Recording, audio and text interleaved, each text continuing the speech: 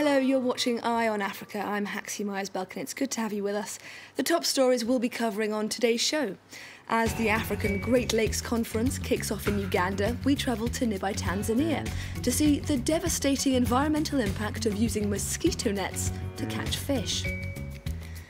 In Tunisia, after a name change and huge investment in security, the hotel where a gunman killed 38 tourists in 2015 is taking bookings once again.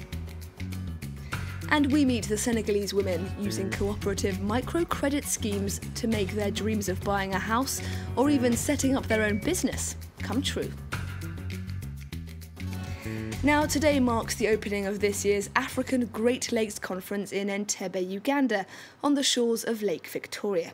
Chief among the topics set to be discussed over the coming days is the question of how best to protect the lake's delicate ecosystems. And there's a relatively new battle to fight. Hundreds of millions of mosquito nets have been distributed across Africa in recent years. They've saved countless lives in the battle against malaria. But many poor fishing communities are using the nets to catch fish, with potentially disastrous environmental consequences. Benedict Moran reports from Rukoma in Tanzania. It's a daily challenge, finding enough food for his 6 children. Like his parents before him, Anzuruni Adam relies on Lake Tanganyika, but with no money to buy a proper fishing net, he uses this, a patchwork of mosquito nets.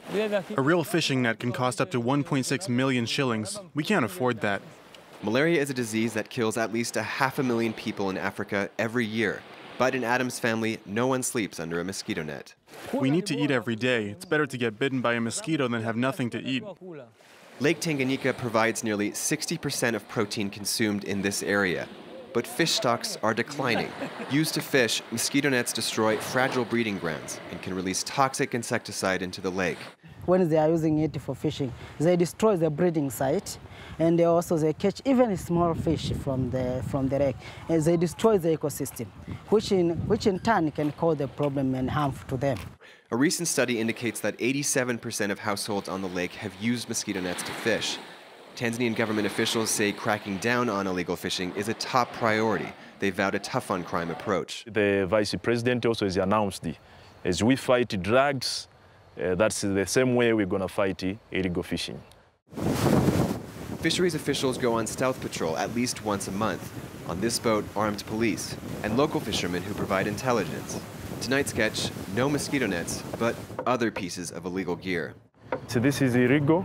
It was arranged in not the proper area. With nearly 500 kilometers of coastline and limited funds for patrols, finding every illegal fisherman is an impossible task. And confiscating cheap, widely available mosquito nets might not be the solution. When this net is destroyed, then we'll repair it or make a new one. Anzuruni knows his family can probably survive another bout of malaria, but without food, life will be much harder. In Nigeria, calls are mounting for the country's president to take long-term medical leave. Civil society activists in the continent's largest economy have urged Muhammadu Buhari to hand the job of leading the country to someone else after a spate of no-shows from the 74-year-old leader. He's missed 2 of the last 3 cabinet meetings, was absent from Friday prayers last week, and also failed to attend his grandson's wedding over the weekend. The presidency, meanwhile, insisting Buhari is fine and is simply working from home. The head of Libya's UN-backed government has held rare direct talks with the country's most powerful military commander, who supports a rival government in the east of the country. That meeting between Fayez al-Sarraj and Field Marshal Khalifa Haftar in Abu Dhabi comes after months of international pressure and a failed attempt at negotiations in Cairo in February. Haftar, whose forces control much of the country's east, was sidelined by the UN-mediated deal that named Sarraj Prime Minister in 2015. But sources close to him have described Tuesday's meeting as positive. To Tunisia now, where the Kantawi Bay Hotel, formerly the Imperial Mahaba, is once again open for business. In June 2015, an extremist gunman stormed the hotel near the Tunisian city of Sousse, killing 38 tourists. The establishment closed in the wake of the bloodshed, but almost 2 years on, the Kantawi Bay is keen to prove its ramped-up security and is ready to welcome back holidaymakers. Nicolas Rachamin reports. It's no longer called the Imperial Mahaba, but the Kantawi Bay.